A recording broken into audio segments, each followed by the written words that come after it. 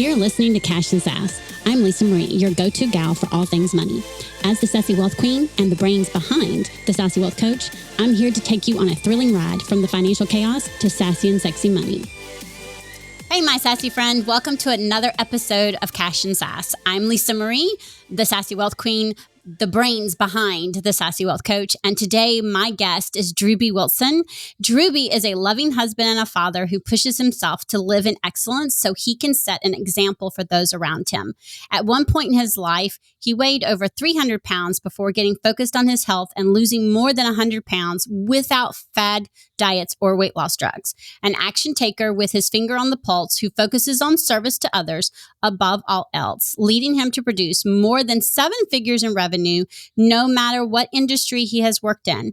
Not one to turn away from a challenge, he looks to get out of his comfort zone as much as possible. From tech support in a software startup to vice president of a multi-million-dollar consulting company, he understands what it means to start at the bottom and work his way to the top.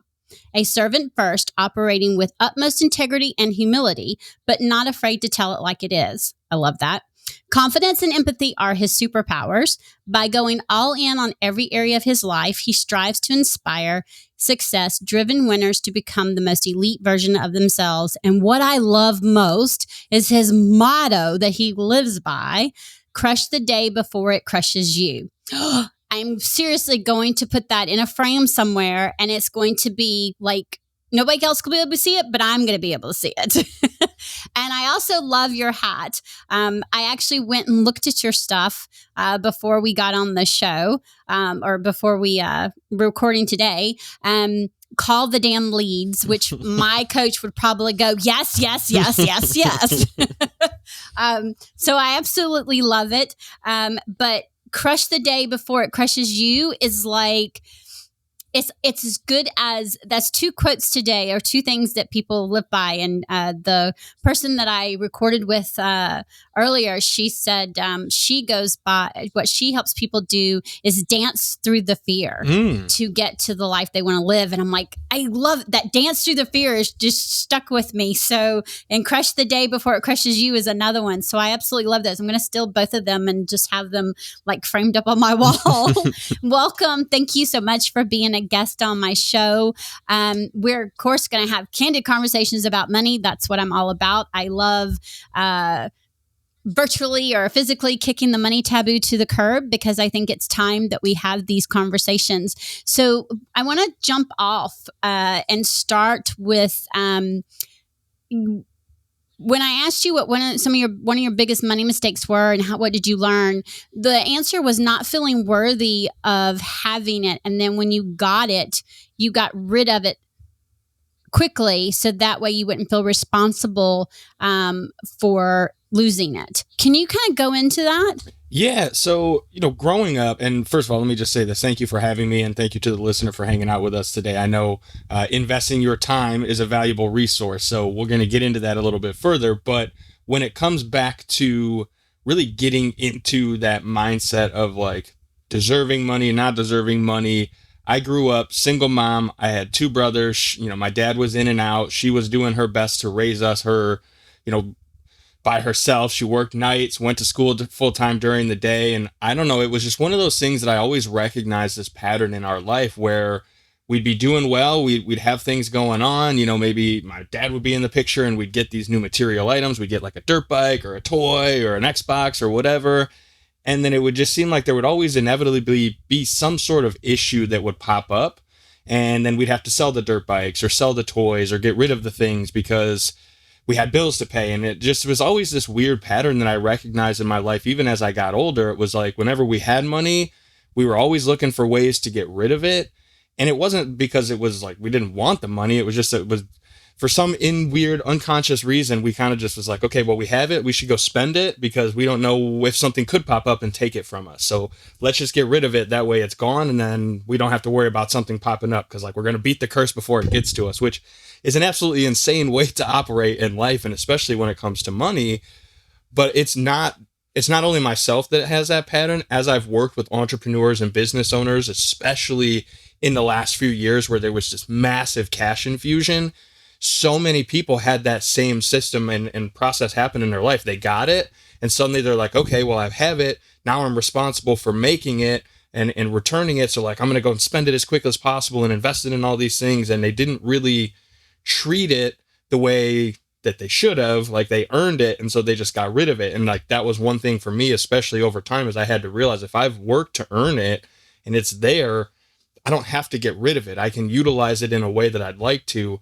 And it's still a challenge to this day. And even, again, working with a lot of business owners and entrepreneurs, it's a mindset that we're constantly fighting through of like, hey, if it's there, you don't have to go and spend it immediately. Let's be strategic about where we're going to spend it, so that we can actually utilize it in a way that's valuable for the long term, not just to get that immediate gratification. Oh, I talk about that all the time. The importance of it being aligned with your core values and your goals, and being mindful and being strategic.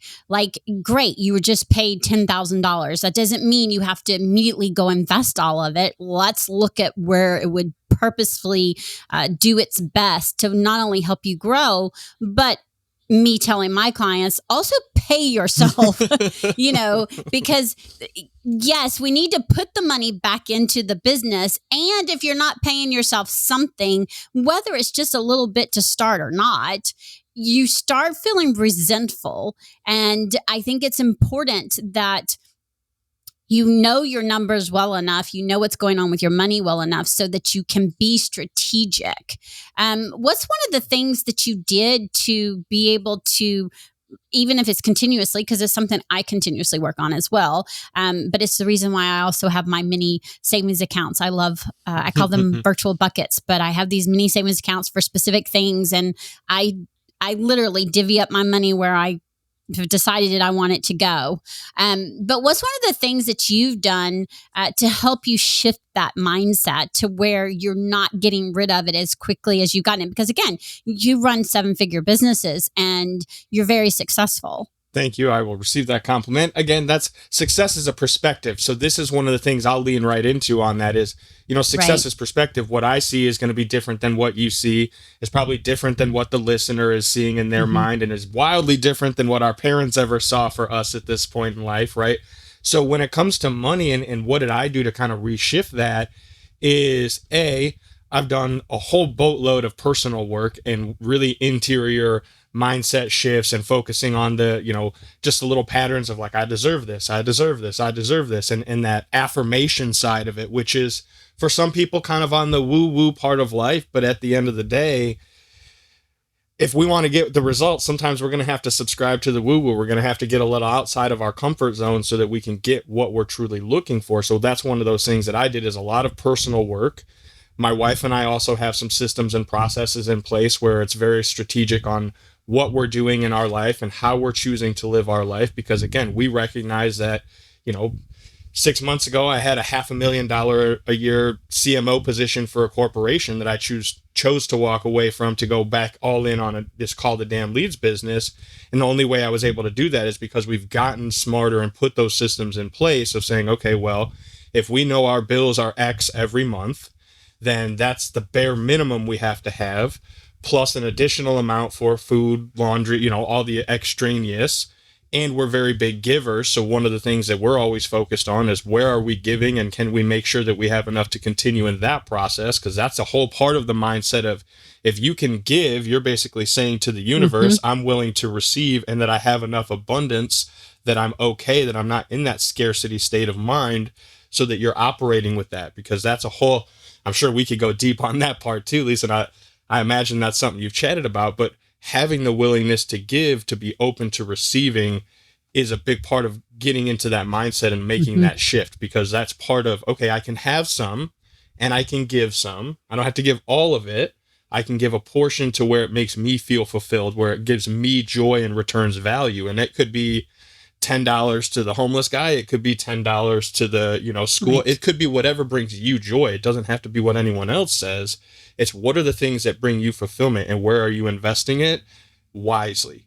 Because again, it can go into the business, but it's where do you want to spend it? And I love that we're going to go ahead and go into that, because I absolutely love that you said that, because this is important. And I'm sure Drewbie doesn't mean this either. He doesn't mean give money or donate money when you're just starting out and you're getting to the point of you're making the ends meet. Correct. And when you get to the point to where you've got a system in place and you're making those ends meet and you're paying yourselves and you're paying this money and then you're like, you know what? Okay, I've got a system in place. I know where I'm putting my money for this and this and this, and I know what I want to invest in. It's important to look back and look at it and say, okay, where do I want to give? Because he's right. When you freely give from the mindset of not, I'm spending money or I'm giving away this money, but instead of, you know what? There's more. I'm going to be receiving more. I've got enough. I can pay what I need to pay. I can invest back in the business. I'm going to donate this. And you're letting the universe, whether you believe it's woo-woo or not, I believe what you focus on, you create more of. Yes. So when you give from the abundance mindset and not that lack, you're telling the universe, okay, you know what? I want to give back. I want more money so that I can do good in the world. And I really think it's important. And again, it doesn't have to be thousands of dollars. For the record, I didn't do thousands of dollars before when I first started. Matter of fact, my daughter, my oldest, who is autistic and has major depressive disorder, and the listeners and everybody knows I talk about it constantly because mental health is another thing that needs to stop being taboo. One of the things that she told me over the last few years was that K-Love, which is a radio station, and most of us probably have heard it, it's a Christian radio station. That's where she first heard her favorite singer sing, which is Lauren Daigle, sing You Say. And she swears that saved her life. And one of the things that struck with me is she says when they were doing their special where they're asking for donations to keep the radio on, she turns around, she looks at me and goes, Mommy, can we do it? That's beautiful. Right? Y'all, I started off $15 a month. But for me, it was something to give back to a company, a radio station who works off of donations. And it was also a gift in some ways to my daughter. And so my point to that is it doesn't have to be you donating thousands of dollars. If you want to donate thousands, great. As I grow and as I get, I'm going to be, there's going to be women's shelters that I want to donate to. There's, I have a friend who's very passionate about giving to the, it's the women trafficking. I don't know the actual organization, but again, that's one of the things that she's doing because she knows with the abundance, she said, okay, I can help people. I can make impact. I can make a change. And the key is doing it from that mindset of you're not losing money, you're giving money, and you're going to get even more back because of that. You can even look at it if, you can go on to the woo-woo side of, hey, I'm just telling the universe I'm open to receiving. You can go on to, the more religious side of like you're tithing and you're basically planting seeds. And I don't know if you've ever done this, but you ever just throw one seed out the window and all of a sudden this huge bush springs from it? Well, that $1 could turn into something massive because it's not just the monetary value. It's the energy exchange that happens there. And yes. When you give to someone, and my wife and I, we love to take care of like the service staff, waitresses and random people that like are just serving and just like, hey, you did an amazing job. Here's something for you. I used to be a waitress, so. And it's those individuals. I used to be a waitress. Yeah, it's those folks that are on the front line and they're doing the work and they're dealing with the general public, which I don't know if you've ever dealt with the general public. Mm-hmm. Obviously you have. It's not always fun. People are in their own... We're not the nicest people. People are in their own mood, their own head. They've got their own stuff going on. They've got their own money issues that they're working through. And so that's one of the ways we focus on giving is who can we pour into that's not about like reciprocation, not about like, oh, we just want to get the social media. No, we don't care about that. It's, hey, who can we do something for? Because we know there's an energy exchange. Mm-hmm. And when we leave, they're going to see that and they're going to get that rush of energy, that adrenaline, that dopamine. And those are the things that those chemical cocktails that push us into that next version, that push us to being better and feeling better. And then you never know who you exchange that energy. They go home, they get to take that good energy back to their kids now, and their kids get to have a better night, which means their kids go on to do something amazing. You don't know what that ripple effect can be from that exchange. And as you said, it doesn't have to be large amounts. It can be the smallest little thing that makes such a massive impact, like one little seed that starts the forest. Yeah, exactly. And one of the things that I love about that too is, like you said, think outside the box. I saw a TikTok that there was this lady, and how she gives back is she goes into the grocery store and she'll have $100 worth of 20s, and she folds them up and she finds random formula can containers, and she lifts it up and she puts a 20 under it, and then she leaves. Some random person, whether it's a single mom or a family, whatever, they're going to buy that formula and they're going to open it up and there's going to be a 20. And just imagine, 20 is not dollars, maybe not be a lot of money to some people. And I know when I was first having my children, that was a lot of money, Heck yes, period. Because that meant I could put gas in the vehicle or whatever. And so making that, to me, it's a making an impact, a ripple effect. And that's the reason why I do it, because I'm like, they playing a song did something for my daughter. If I'm able to donate money to where they're able to stay, and yes, sure, I'm not the only one. That's not the point. I'm part of the seed. Then how many more lives can they touch? How many more seeds are being thrown out there and planted and lives being touched that may not have been touched if not? And so that's just one of the things that I think is really important and the key, like you said, though, is from that abundance mindset and not that lack. Because when we have that lack, we have that block up. Let's talk about how money mindset affects our sales and our time management, because I think that as entrepreneurs, I don't think we realize how much it affects it. I know, and especially when we up level, because like I've been a wealth coach for 7 years, wealth coach / CFO. So for 7 years, and in the process of up leveling, life happens and the universe tests you, right? And the little gremlin comes up and goes, "Up, what are you doing? What are you, making?" So all these little old stories come back. Trust me. And it's affected the sales, right? And I can say that and be honest, it's affected even getting leads, honestly. And I would love to actually talk about that, because that's something I've had to work on. Not shifting, because now I'm realizing I've had to go to a deeper layer and shed that layer and do even more, like a deeper mindset work. And so that's, I'd love to talk about how that affects the sales and the time management. Yeah, this is really, it's a two-part answer. So if you'll bear with me, I'll kind of split it up, but this is really important because I want to start with the time management side. Time is our most valuable resource, right? So let's talk cash. Let's be serious. Time is the most valuable resource or asset that you have in your power. You can't buy it.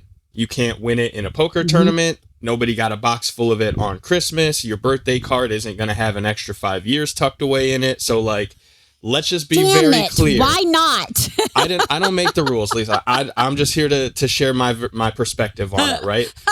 So here's something that happened to me along the way that really made me kind of dig deep on this. When I was an insurance producer, I was one of the top guys in my market, and I realized that for me to be able to generate and make more money, I needed to learn marketing, because if I could have more people to talk to, I could make more sales, because it's a numbers game. Talk to more people, close more sales, make more money. Sensical, right? That's logic. So as I started learning marketing, I had some success with it. Another woman that was in a Facebook community that I'm a part of saw that I was having some success, reached out and said, "Drew, how much for an hour of your time?" And I went, well, what a humbling question. Let me do some math. And I start doing the math, and it's like, all right, well, I make $1,500 salary plus my commissions are usually this, so I'm making, let's see, $25 an hour.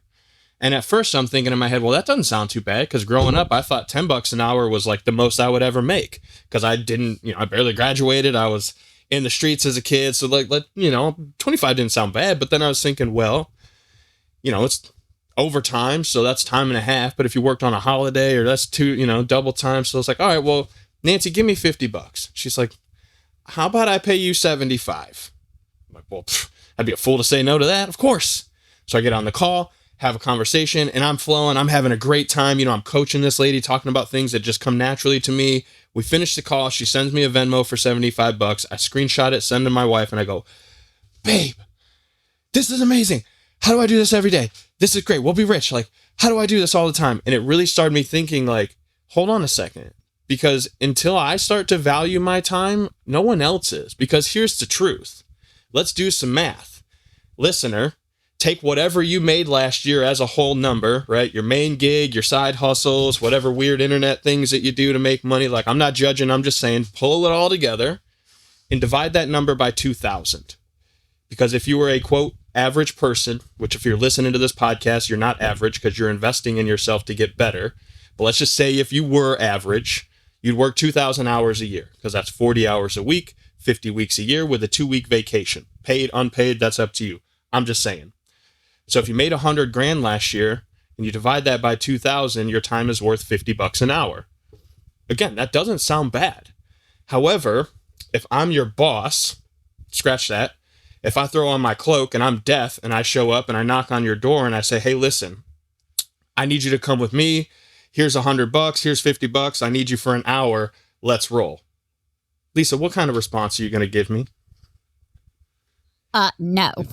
and that's a kind response, right? We could use some expletives and some other things, but let's just be honest. You're going to say no, right? I'm being nice. I'm saying it the nice way. Right. So, but at some point though, there is probably a number where you would consider and start to say, well, for 1 hour, I'm willing to do X, Y, Z, because I know with that money, here's the tool, here's the resource that it could be for the people in my life who matter. So let's not joke that there's not a value limit there somewhere. And so this is what I remind people. You can't just operate as if you have an unlimited amount of time, because there's no guarantee. Because you don't. We don't. Right. We get a certain amount of time every day that we're blessed with when we wake up, and how we spend it, who we spend it with, what we spend it on is what ultimately creates the life that we go on to live. And so from a time management perspective, if you want to make more money, you have two choices. You can work twice as much, or you can learn how to make yourself more valuable in the marketplace so that people will pay you more for your time to what it's truly worth. Because my guess is, if you're listening to this, you are worth more than you're giving yourself credit. And until you accept that and you make that the truth in your life and in your mind, no one else is going to treat it that way. And no one's going to respect your time until you respect it at the level it deserves to be respected at. And so to kind of circle back to the sales part of it is, if you're going into your life not confident about the kind of life that you're living, and you're showing up on a call and you're trying to convince someone that you're going to help them live the life that they want, but you're not in congruence with the life that you want to be living, do you think there's that same level of trust? Do you think they can feel some dissonance or maybe questioning, like, I don't know, they're saying it's going to get me what I want, but I'm just not feeling it? Have you ever had a conversation like that in sales where you're like, man, I'm crushing this call and it seems like they're interested, but I just can't get them to step over the line? What's missing? Mm-hmm. It's because they're missing that level of trust. You don't have the same confidence that they need to have the confidence to make that decision. And it circles back to the money mindset. Are you selling from a place of lack, or are you selling from a place of abundance? You've got it right. Exactly. There you go. Are you having the call from a place of lack or a place of abundance? Because one of the things that I noticed is, even when I was, and again, the least, but I realized as I was posting and I was promoting and selling, and I didn't mean to, And it happens, okay? Life happens. Life kind of throws you some curveballs. And before and I'm like, holy crap, I'm doing this from a lack. Mm-hmm. And that's not what I want to do. I'm all about people first and making an impact. But I wasn't selling from that area or promoting and posting from that area. I was posting from a lack and, okay, I need to bring in more revenue. And when I was doing it from there, that was part of the lack, and it affects how everything is perceived. And so when someone said something to me and all of a sudden it clicked and I went, well, damn. Thank you. And I was like, okay. I was like, okay, so now I need to go and work on this and do some shifting so that it's not coming from a lack. And again, does it happen overnight? No. Anybody who tells you the shifts happen overnight, just like fad diets work and you'll lose weight forever. No. I've been working out with my trainer now for 6 years. I was over almost 200 pounds. I did not lose the weight overnight. I didn't become the fittest self, the most fit I am at the age of 50 overnight. Come on. That is 6 years of work in progress. And just the same way with the mindset and the shifts that I've had to make, it's a work in progress. And now for the last, couple of months, I'm also making those shifts and working on that and saying, okay, wait a minute, I'm coming from this lack. I need to change this. This isn't where I'm wanting to come from. Why am I coming from the lack? Okay, now I know why. What do I need to do to shift it so that it's fully shifted so that it's not coming from there anymore? So I really think that's important to know, is that it doesn't happen overnight. But the first thing is recognizing that you're doing it, right? Yeah, you know what? It's one of those things for me that I have gone I'm an all-in kind of person. I don't know about you, Lisa, but I'm kind of one of those people, like when I'm in, I'm in. And so I've gone on this journey, right? I was over 300 pounds and I went on the weight loss journey to lose it. And then I got together with she was my girlfriend at the time, my wife, and it was like, all right, well, now I'm comfortable. So I'm not focused as much on the health and the fitness, but I'm more on my work side. And it got to a point where it was like, okay, well, hey man, I love you and we're making money, but actually I'm kind of like, we got to get ourselves together. We got a baby. We got this extra baby weight on. So I'm kind of curving back this way. And so one of the things that happened to me that really hit me the hardest and it helped me to this is how I decided to live a life by design, is on Christmas Eve in 2019, my beautiful wife handed me her wedding ring back and was like, listen, I love you. Your family loves you, but you're married to your job and we can't be here for you if you can't be here for us. And it really hit home because I was going, well, wait a second. Like, I'm working, I'm making more money than I'm ever made. Like, I'm in good shape. I don't understand. But what I had to come to realize is that I was in my own mind living a life in this future that I was building, this legacy that I was stating that I was creating. And even if I was in the room on the couch while they were watching a show, immensely I was somewhere else. I was checked out. And so what I had to realize is that, again, time management, boundaries. Have you ever been at the office and you're trying to work, but you're thinking about all the stuff you're supposed to be doing at home? And then you finish up the day and you get home, and as soon as you walk in the door, you immediately flip and go, shit, I didn't do this. I didn't call this guy. I was supposed to get this done. And so you're just in this weird crossover. And so at that point, I really had not just a literal slap in the face, but a metaphorical slap in the face of, okay, if you want to create a successful life, there are a few areas that matter. Sleep, number one, because I've been on a 48-hour, 72-hour bender. I don't know about you guys, but if you ever been that long into a bender, it's not pretty. You don't operate well. You have to sleep. So let's just put that out there. And then we always say that our family is first, right? Because we're always putting everybody first. Our family is our legacy. If you're listening to this, you probably don't have FU money to just live whatever and do whatever you want. So you have to go to work and have your business. And then we put ourselves last. We're selfless. We're givers. We're always going above and beyond to help everyone around us, which is great. And also, if you've ever gotten on an airplane, what's the first thing they tell you during the safety briefing? You have to put your mask on first. Come on, you know what I'm saying. And why? Because if you don't, you literally become a burden to everyone who's around you. So if you're living your life in this mentality, it's one of the things I've had to learn. Yeah. It's a hard one. It's a gut punch, right? But one of the things that really came to me on top of my wife hitting me was someone saying, hey, if you're working hard and you're making this money and you're not making the time to be in shape, how would it feel if you have to sit up in heaven and watch down as someone else lives the life that you should be living, raising your kid, sleeping in bed with your spouse? Like, how would that feel? Well, it doesn't feel like it would be a heaven to me. So if you're not treating your time as valuable, if you're not treating your time like $1,000 worth of cash or $10,000 worth of cash, and every time you're investing that minute, that 20 minutes, that hour, well, then this is why you're not living the life that you want to live. And if you're not making yourself a priority so that you can be developed, so that you can be in shape, so that you can be healthy, and you can have the kind of mindset that you need to show up for those people in your life who you care about, then none of it's going to matter. That's the plain truth. Yeah. You have to create this version, this boundary so that you can have what you want, and then you have to be willing to go and do the work.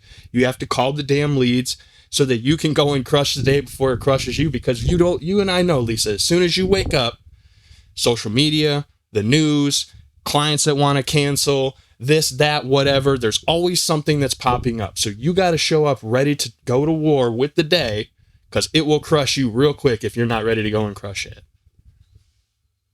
Yeah. And the turning point for me, and just another way to look at it, is my first year in business. So I started my business in 2016. So the first full year in 2017, my word was focus, and growth. And I mean, I wanted to grow the business. I had no desire to go back to corporate. The business needed to grow so that I could support my kids and me, right?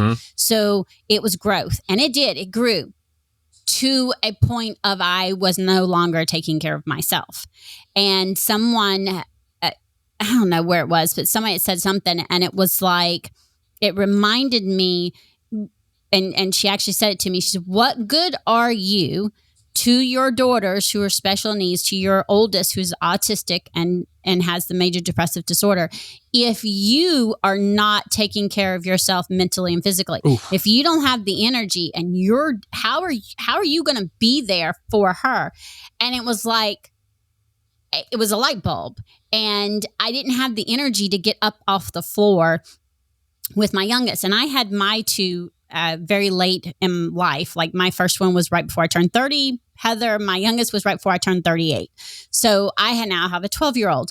And when I started working out and started looking at my health, this was 6 years ago. So she was, 6? And it was just, okay, I can't get up and off the floor without feeling out of breath and just no energy. What good am I going to be to her and to my oldest? And so that was when there was a shift. So 2018, my word was focus. It was focus on my health and my fitness. And when I did that, something amazing happened. Right before the end of the year, the first part of my business was different than what it is now. There were clients left. There was like a turnover type thing. And all of a sudden, the mindset was bad. And that was when I really realized, okay, wait a minute, what's going on? Why is, I made all this money, why don't I have money? And that's when I really dug into the mindset, the money stories, and all of that, right? When I started doing that and taking care of my mental health, my mindset, and my physical health, the business exploded. No shit. It exploded. And I'm convinced, which is the reason why I came up with the 5 wealth codes. I'm convinced that your body is one of those wealth codes, because then that means taking care of your physical health, your mental health, your mindset. Because when you don't take care of those, how can you take care of anybody else, including your clients, your family, your spouse, your children? The answer is you can't. And just like Drew said, what's the first thing they say on the airplane? Put the mask on first before you put it on even your kids. You can't do anything until you put it on yourself first. And they tell you, no matter what, to put it on yourself first, even before your children. And that's because if you're not okay, you can't help them be okay. And I think that's really important. And we have to look at it from a way of it's not being greedy, it's not being selfish. We're making sure we're taking care of us so that we can be the best entrepreneurs and we can help our clients the best and our family. What's one of the things that you did to help shift that as far as with the sales and the time management? Was it the boundaries, like setting a boundary? And how do you go about that? How do you go about crushing your day money mindset wise, okay, before the day crushes you? Beautiful question, and clearly we are kindred spirits. So I'm so grateful that we had the opportunity to be here today. I know, this is so right? fun. So here's a little a trick or tip that the listener can use, and this may even be valuable for you, Lisa. But when was the last time you did a time study and actually looked at what you're doing on a daily basis? And so what I always do with my clients, and this is an easy way to help them, because, when you're in sales, the first thing that you want to do is help people get their money at a discount or get their time back, because the time is the thing that they can't really buy, right? You can, but it's different conversation. So the point is, I like to come in and look at it and say, okay, at the top of every hour on the hour for the next 2 weeks, I want you to keep a journal of everything that you did from the moment you wake up until the moment you go to sleep. And you can do this in 5-minute blocks, 10-minute blocks. I met one guy, he did it in a 1-minute increment. He actually had like VAs follow him around and like a media team. Oh, dear God. It was, yeah. Now, granted, he's also a fitness guy and like counts his food to the grams, because he's very, very, like, that's his details. But again, it doesn't have to be that crazy. Just at the top of every hour, write down in a little notebook, what did you do that hour? I brushed my teeth, I made breakfast, I had coffee, I drove to work. I found myself scrolling YouTube for 10 minutes. I was on Instagram. I, was in the bathroom. Really start taking notes and be intentional and be serious. Don't let yourself slip. Be honest with yourself about this. And what's going to happen is within the first 2 to 3 days, you're going to realize how much time you're wasting. First and foremost, you're going to be like, oh, okay, well, I say that I don't have time to go to the gym, but I spent 30 minutes scrolling YouTube throughout the day. So I could have definitely taken and found 15 minutes to do a high intensity YouTube yoga thing or whatever. Like, again, you'll start to find time that you realize you were wasting.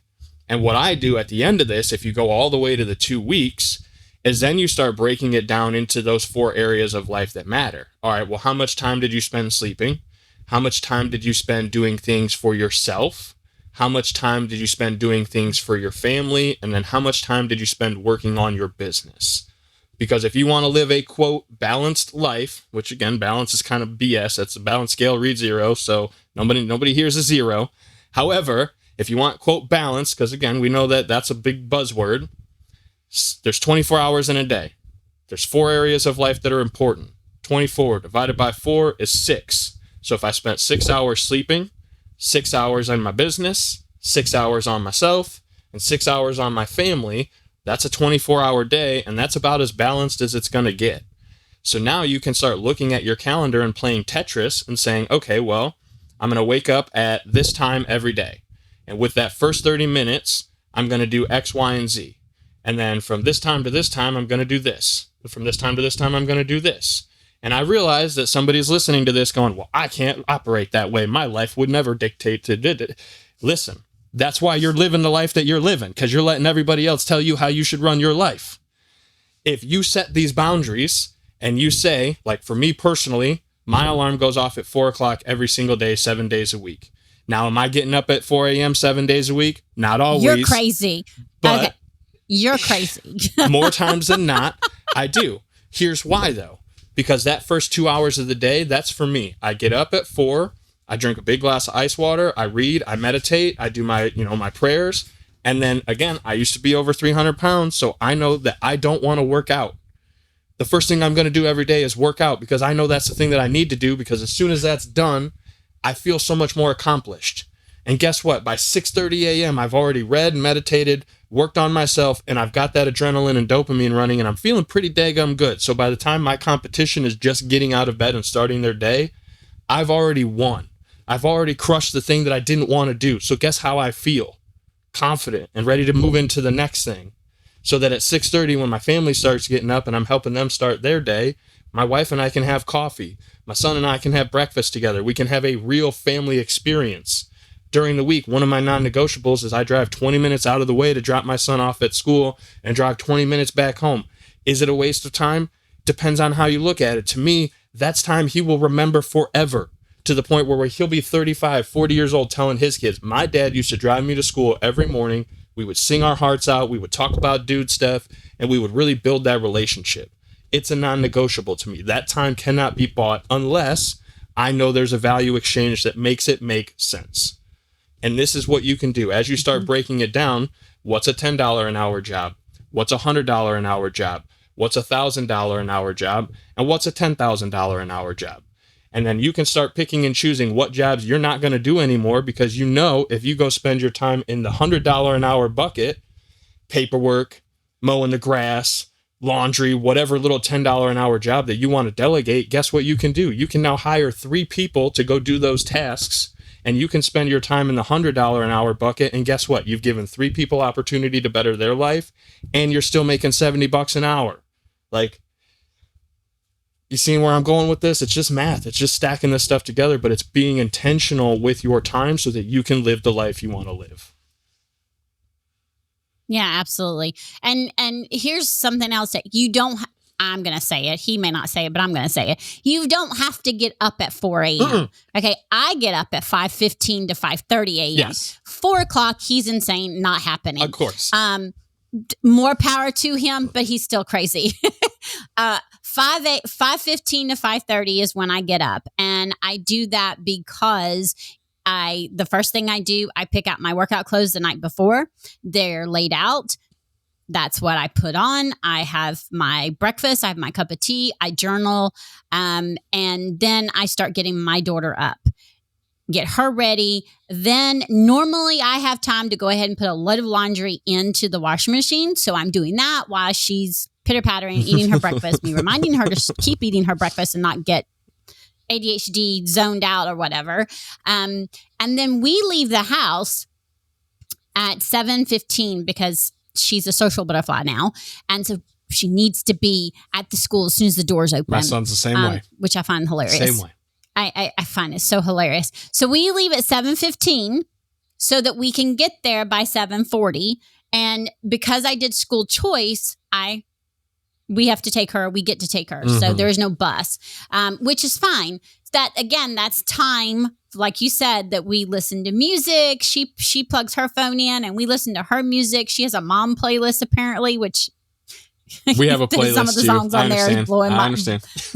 I know, but she calls it Mom's Playlist, and we need to discuss some of the songs on there that she thinks are my playlist. And we rock it out. We listen to the songs, and we get there normally a few minutes early. She finishes her song. She takes her things out. She gets out and she leaves. My oldest is in the back during that time. She gets in the front. That's 9 to 10 times. She's either going to play her songs or she's going to put on K-Love. We drive back and we get home about 8 o'clock.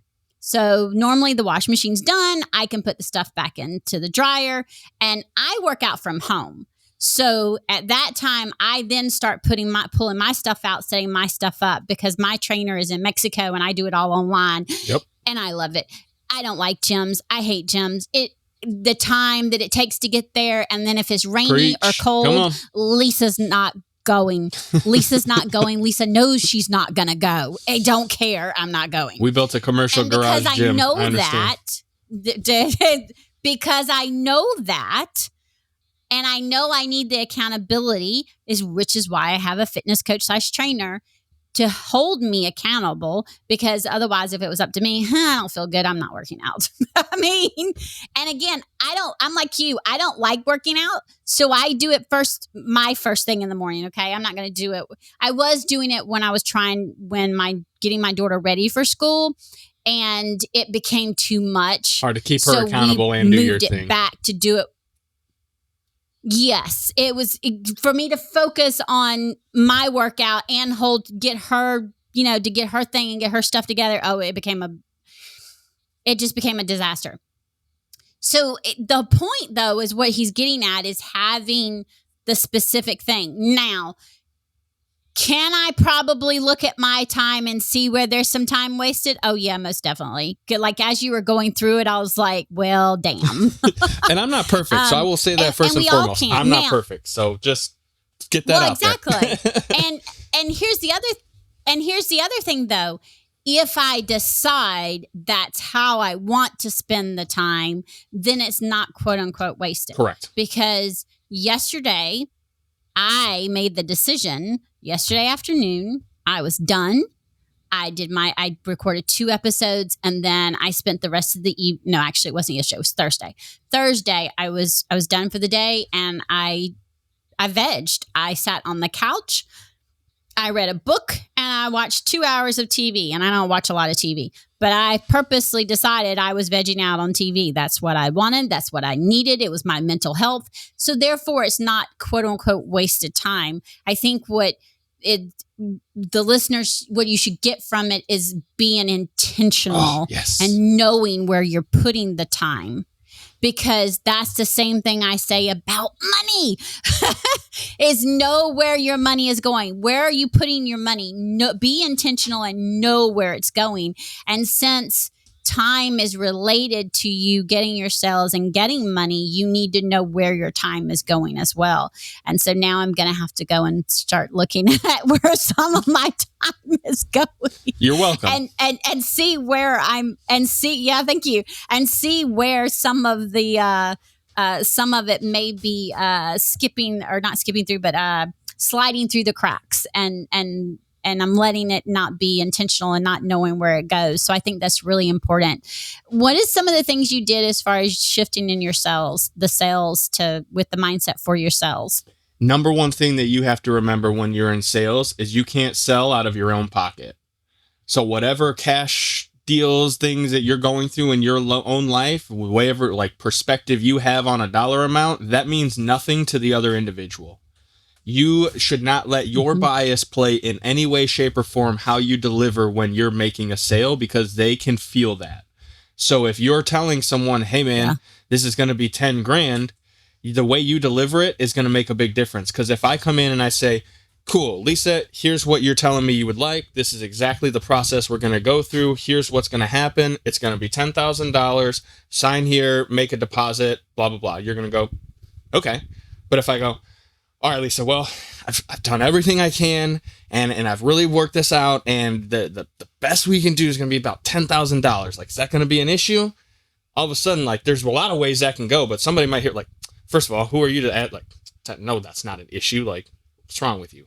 Or it could be like, well, I don't know, maybe it is an issue. Maybe I should be thinking about this before I make that decision. And now they're going to go, well, you know what? Let me go back and speak to my spouse. Let me go back and think this through.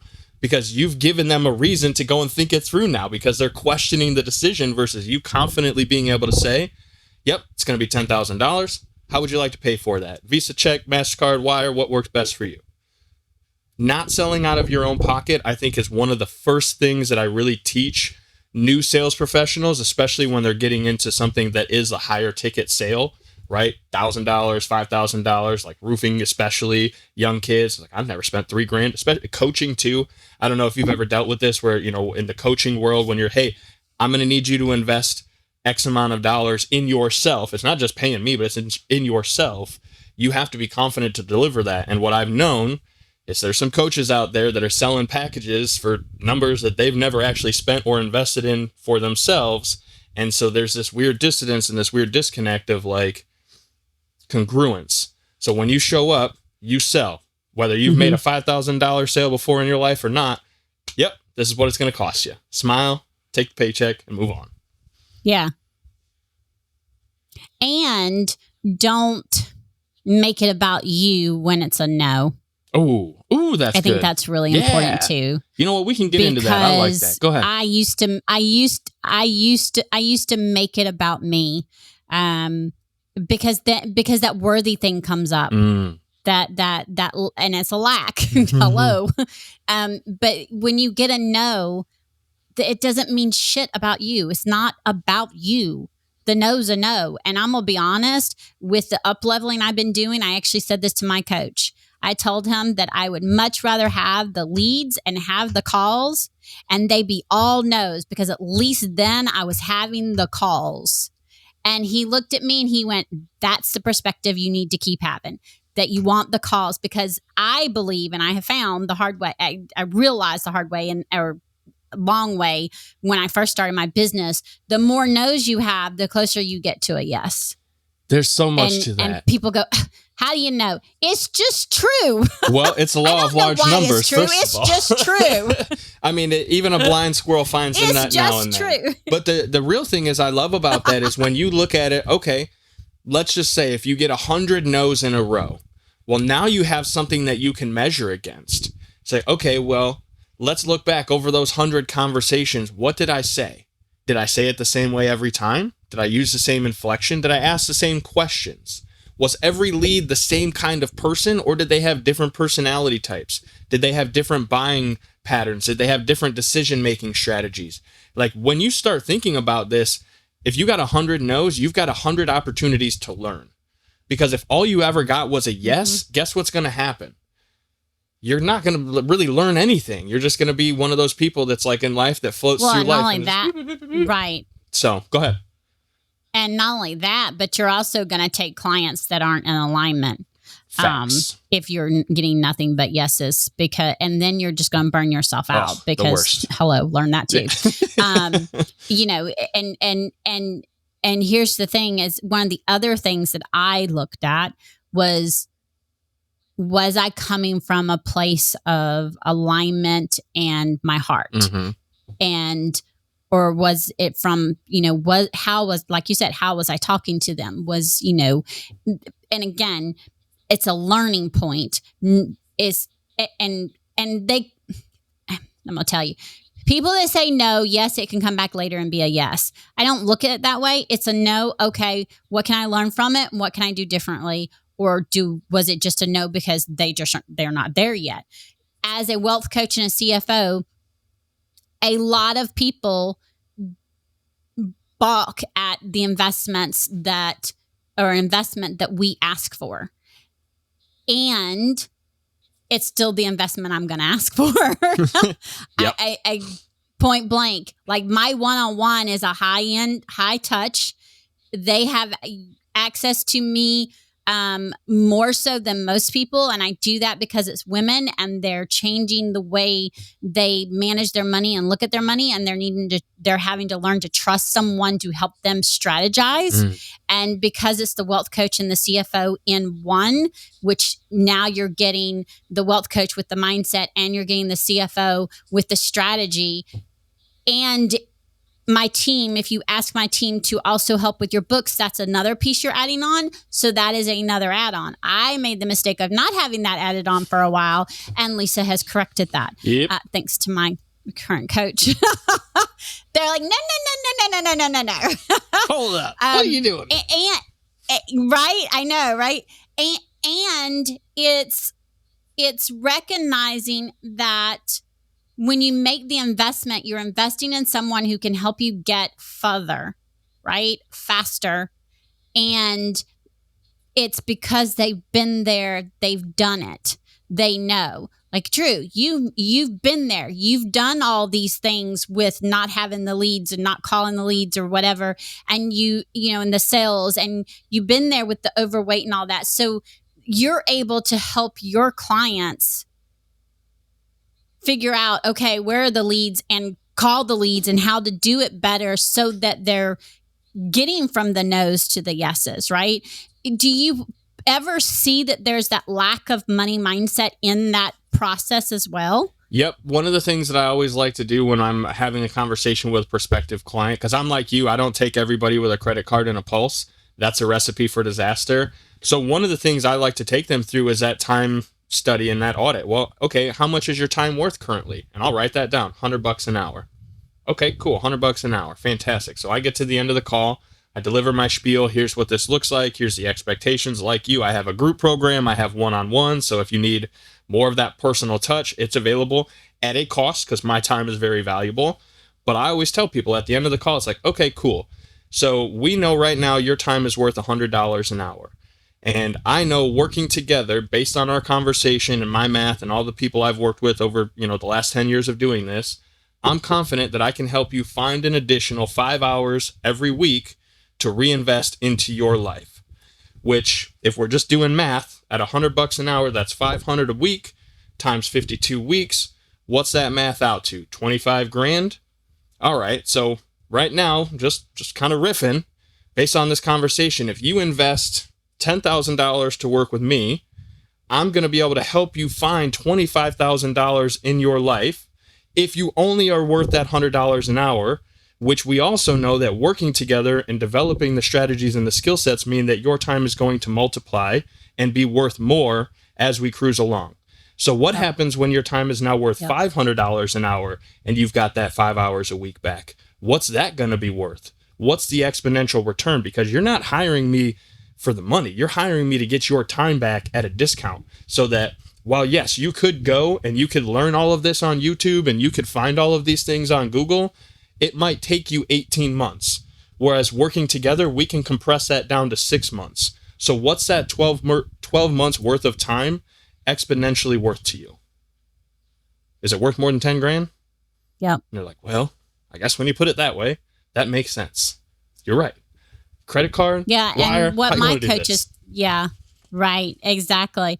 And one of the things that I've learned too, and I now I say to my potential clients is, you're not paying me just for my time. You're paying me for my expertise, and you're paying me and working with me for the results that you're going to get from working with me years beyond us no longer working together. The best coach shouldn't be a coach forever. They should work with you until the problem is solved and let you move on. If we work together a year to 2 years, okay, and then after, how much money am I going to save you after that? Now, I'm slightly different because I'm a CFO for some of my clients as well. So I have some that do stay on longer than a couple of years, and more of the CFO capacity. I was going to say that's more tactical versus the strategy. Right, right. And you're still paying me for my expertise to help you with the strategy part. You're paying for me to still help you save money, be more strategical with your money, because as one of my coaches say it, and I love this, they're inside the pickle jar and they can't see. And because I'm sitting outside the pickle jar, I can see what's possible, and then I can make suggestions. And what happens is all of a sudden it becomes clearer for them, and then they're able to move forward much quicker instead of being stuck or getting in the lack and then all of a sudden freezing and not moving. And again, how much money is that worth? How much time do I save you? How much money do I save you now and years from now? That's what you're paying me for. That's what you're investing in. And when we change how it is, it's not just for, I have one person who said, oh, but I only meet with you 2 hours a month. You're charging that. Okay. You're not paying me just for the 2 hour calls. That's not what this is. And so you have to be able to flip it. And again, I knew then that person was a no. Even if she'd have said yes, she was a no, because they weren't going to do the work that was necessary to be done, because there was a lack on their end, and it was so far of a lack that they weren't going to be they weren't ready to do the shift that was going to need to be done with their mindset. And I think that's important too, is that you have to be ready to make that shift, right? I mean, you have to realize it's not going to happen overnight, and you have to be willing to do the work, because it's not something that, I'm sure you're going to agree, Drew, it's not something you can fix for them if they just say, okay, fix it. You do all the work and they not do anything. I have been dealing with this so much, and I hate to even have to say this, but if you're listening and you're trying to delegate the work, you're not in a financial place to afford to be able to delegate all the work just yet. Like, you don't get to just hang out on the chair like a cherub and have someone feed you grapes and live your life like a slob. Like, that's not how this works. I'm sorry. You got to do some work. I can give you the blueprint. I can give you the cell phone. I can literally dial the phone and hand it to you as it's ringing, but I cannot have the conversation for you. unless I'm taking 99.9% of the income that comes from it too. Because if I got to do everything, then I'm taking the bulk of the money too. Right. Right. And we can't shift your mindset for you. We can tell you how. Mm-hmm. We can work with you on how, but we can't shift that mindset for you. It's just like when I tell my clients, I help you shift your mindset. I help you change your money story, and I help you build a money roadmap that works for you. Come on. I help. We do it together. I don't do it for you, because if you're not in it and seeing it and building it with me, then nothing's going to shift. And if you're not to the point of being ready, like, even you can be scared. It's okay to be scared. But if you're not ready to make that shift, then the shift isn't going to happen. And it doesn't matter what I do. And so that's really important. You have to be at that point to make the shift. Drew, thank you so much for being on the show. And listeners, what I want you to get from this is money mindset affects your time management. It affects the way you do sales, which affects the money you're bringing in. And so there are things that you need to look at and that you can look at to say, okay, how can I shift how I'm spending my time to bring in more money? And do I need to look, am I doing it from a lack? And if I am, okay, why? And how do I change that? And I think those are just really, really important things. And crush the day before it crushes you. Oh, I just love that. I absolutely love that. Drew, can you please tell our listeners what the offer is that you are offering them, and the link will be in the show notes. Yeah, absolutely. And again, Lisa, thank you so much for giving me the opportunity to be here and share with you. Like, this has been one of my favorite episodes that I've had the chance of doing recently. So thank you for this opportunity. And thank you again to the listener for investing your time. I mean, we're almost an hour, maybe even an hour into this at this point. So if you're here with us still, it has been an honor, and we're so grateful for you to be here. With that said, I do have an offer for you. I wrote a book called The Damn Leads: From Clicks to Contracts, Revolutionizing Sales in the Digital Era, because at this point, sales has shifted, things are different, and I've been blessed enough to be able to do a little over $15 million in sales online at about a $5,000 ticket. So I've done a lot of sales over the last couple of years, and I basically laid out everything that has worked well for me and helped me be successful.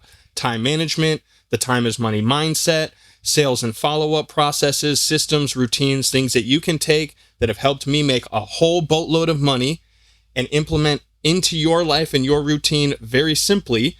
And if you're interested in learning that, you can go to callthedamnleads.com/free book offer. All you got to do is send me your email address. I'll send you a PDF copy of the book. It's none of that free plus shipping nonsense. It's, you want to read, I want to help. I'll send you a PDF version of it. Take a look. And the beautiful thing is, while you're on the website, and Lisa, this is just as much for you as a listener, but if you go to the Get Motivated section, I actually have a podcast called Crushing the Day with 895 short episodes that you can go and listen to. Little motivational quotes and anecdotes from my life and journey that can help you get excited and get motivated to get out there and crush the day, so that you can go call those damn leads, make the kind of money that you need to make to go live the life that you want to live. Because at the end of the day, that's what you deserve. You are here on this planet. You've been blessed to go and live life that you want to live. So now it's just time to be intentional and go live it. Absolutely. Until next time, my sassy friend, remember, stay sassy. Bye. Thanks for joining us this week on Cash and Sass. Check us out on social media and on our website at www.thesassywealthcoach.com, where you can download my free Money Story Start Guide. The website again is www.thesassywealthcoach.com. And as always, subscribe to the show to catch every new episode and leave us a review so we can continue to bring you fresh content. And remember, yes, it is possible to have sassy and sexy money. See you next week.